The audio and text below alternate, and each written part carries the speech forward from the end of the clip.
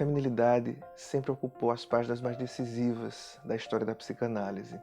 De Freud a Lacan, ela, a feminilidade, em suas muitas vestes de menina, de mulher, de mãe, nunca esteve à sombra das considerações psicanalíticas. Ao contrário, a feminilidade sempre residiu na parte mais ensolarada, sempre foi, aliás, ela própria, a feminilidade, o verdadeiro sol a explicar a constituição do grande mistério que é a humanidade, o humano em nós. Uma mãe, diz Drummond, é aquela responsável pela líquida transmissão de taras e dons. É ela quem faz correr aquele rio de sangue que une geração a geração. O pintor Gustave Courbet colocou a feminilidade como sendo a origem do mundo, a porta deste mundo. Não há quem não tenha entrado neste mundo pela via de uma mãe. Não há quem não esteja hoje vivo, senão pelo seio de uma mãe. E mais do que estar à porta física do mundo, uma mãe está à porta da linguagem, sendo sua embaixadora, como disse o Jacques Lacan. Ela compõe, e não somente ela, evidentemente, mas ela compõe parte preponderante desta equação milagrosa que transforma, ao final, um pequeno animal faminto, em prantos de desespero, no ser humano falante, no ser humano desejante, no ser humano cheio de belezas, vícios, virtudes. Sigmund Freud também teve uma mãe. Amalie Nathanson Freud foi a terceira esposa de Jacob Freud, e teve o Sigmund aos 21 anos. Na ocasião, eles residiam na região de Pribor, numa pequeníssima casa na Morávia. A região de hoje é a República Tcheca. Amalie entendia que Freud havia nascido para grandes feitos. Ela costumava acariciar os cabelos negros de Freud, negríssimos, como a noite, e chamava-o de Mein Goldsieg, que em alemão soa algo como meu cisne de ouro. E graças aos seus cuidados, evidentemente não só os dela, mas também os dela, esse ouro reluziu. E Freud pôde, do fundo do Aqueronta, trazer-nos, revelar-nos os segredos dos sonhos, dos equívocos, dos xistes, ou, em uma expressão única, os segredos do inconsciente. São incontáveis as vidas que hoje se tornaram melhores graças à experiência da análise, graças à existência de Sigmund Freud e graças, direta ou indiretamente, a Amalie Nathanson, a mãe de Freud. São incontáveis os autores que situam em suas mães a existência da necessária força para o exercício de suas artes, de suas profissões, de suas vidas, atribuindo à mãe, a mãe doce, a mãe exigente, a mãe que se torna presente, a mãe que se ausenta, a mãe em todas as suas formas necessárias e possíveis, a estabilidade e a grande referência de suas vidas.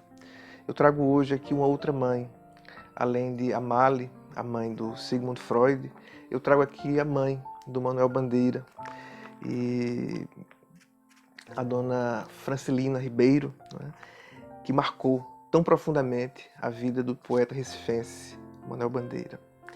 Eu vou ler um trechinho de um apontamento no Itinerário de Pasárgada, o grande livro autobiográfico do Bandeira, onde ele diz o seguinte, né, ele encontra um livro de anotações que pertenceu à sua mãe, contendo, claro, registros anteriores, inclusive, ao nascimento dele próprio. E esse livro se torna o volume mais precioso de sua biblioteca. E sobre este livro, o Bandeira diz o seguinte: o livro mais precioso da minha biblioteca é um velho caderninho de folhas pautadas e de capa vermelha, comprado na livraria francesa, na Rua do Crespo, número 9, Recife, e em cuja página de rosto se lê Livro de Assentamento de Despesas de Francelina Ribeiro de Souza Bandeira. Francelina Ribeiro de Souza Bandeira era o nome de minha mãe, diz o Manuel. Mas toda a gente a conhecia e a tratava por Dona Santinha. No meu poema Nomes, eu escrevi, e segue um trecho do poema Nomes: Santinha é apelido que só parece bom para moça boazinha, docinha, bonitinha, em suma, uma mosquinha morta. Que até não faz mal a ninguém, mas minha mãe, Dona Santinha, não era nada disso. E ela conseguiu, com sua vida, pelo menos para mim, esvaziar completamente a palavra Santinha de todo o seu sentido próprio e reenchê-lo e novamente preenchê-lo de um outro conteúdo, alegre, impulsivo, batalhador, de tal modo que não há para mim no vocabulário de minha língua nenhuma palavra que se lhe compare em beleza cristalina como que clarinarte.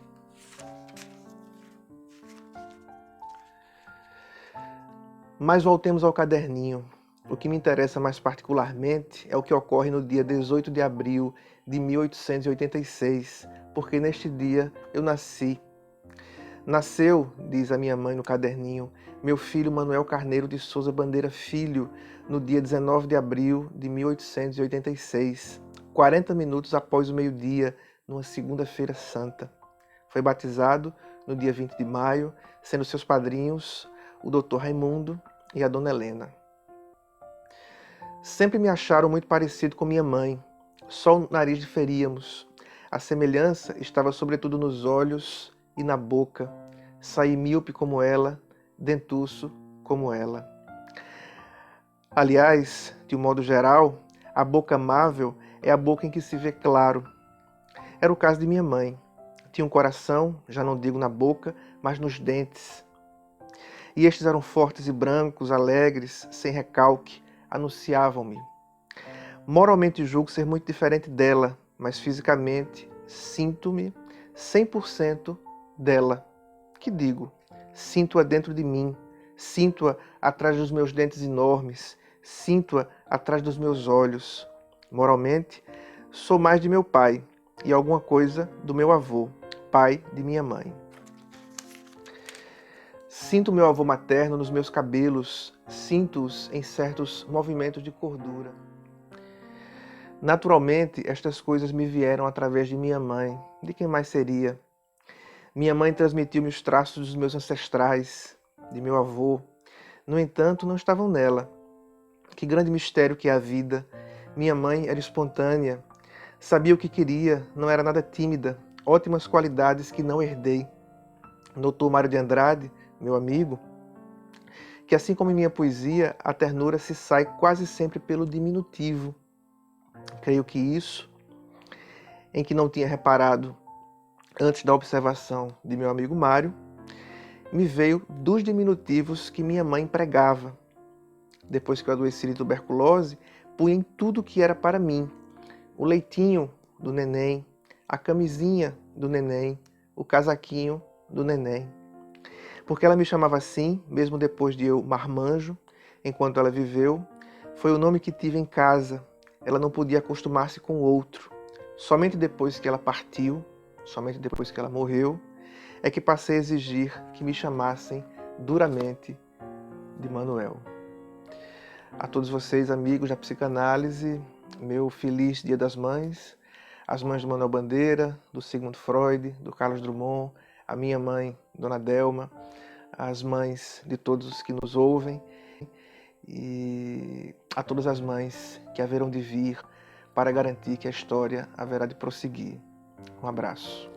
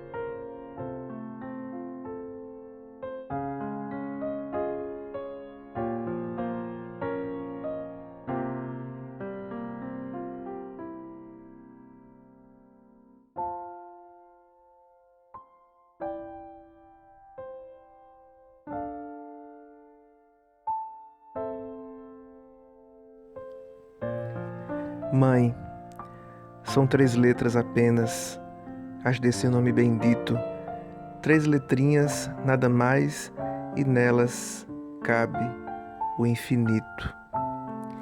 Mãe, a palavra tão pequena, confessam mesmo os ateus, és do tamanho do céu e menor apenas do que Deus. Mário Quintana, no seu sagrado Caderno H.